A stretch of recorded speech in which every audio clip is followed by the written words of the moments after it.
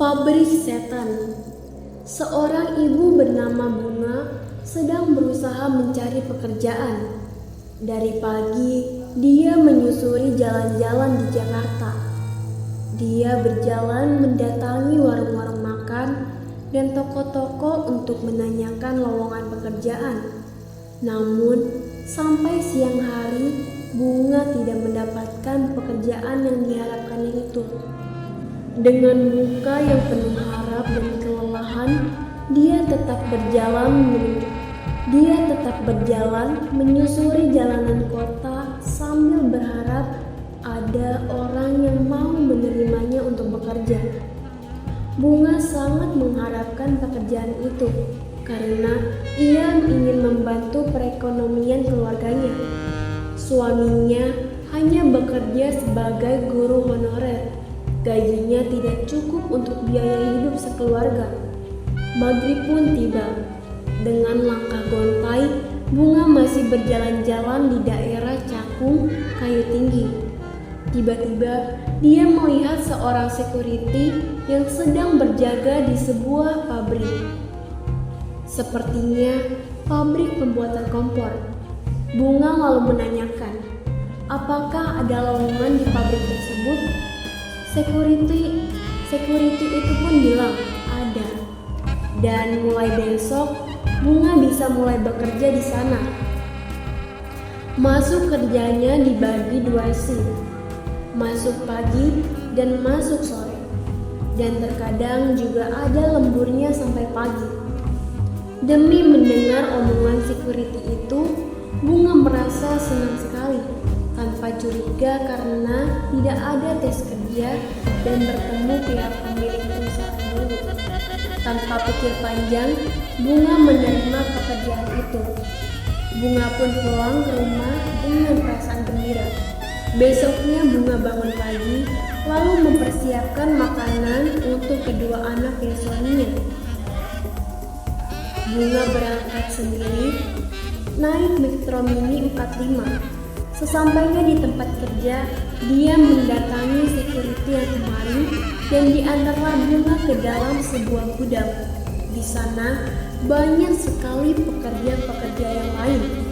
Sambil berkenalan, Bunga lalu bertanya kepada salah seorang pekerja di sana. Namun, orang itu tidak menjawab. Dia hanya memperlihatkan cara memasang sumbu kompor. Tanpa bicara lagi, Bunga pun melakukan pekerjaan itu dengan tekun. Namun, anehnya, semua orang yang ada di sana tidak berbicara.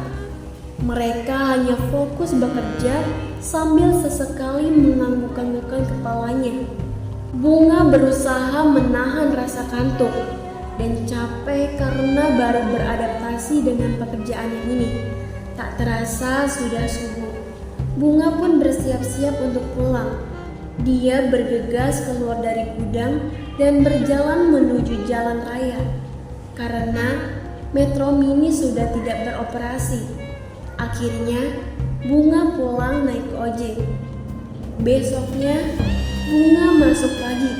Jam 9, dia berangkat dan diantar oleh suaminya.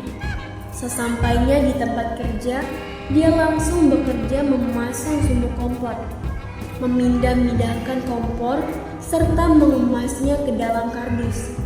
Singkat cerita, maghrib pun tiba. Indah lalu beristirahat sambil menunggu sang suami menjemputnya. Sementara di depan, suaminya sedang menunggu Bunga keluar dari pabrik.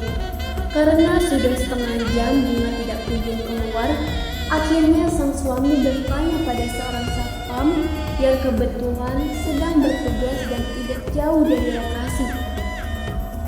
Pak, kok istri saya belum keluar dari pabrik ya? Seharusnya kan udah keluar sejak setengah jam yang lalu. Tanya suami Bunga. Pabrik yang mana, Pak? Satpam balik bertanya. Pabrik kompor itu, Pak, jawab suaminya sambil menunjuk lokasi di mana istrinya bekerja. Hah? Bapak bercanda kali? pabrik kompor itu kan sudah terbakar 2 tahun yang lalu dan semua pekerjanya meninggal, jawab satpam tersebut.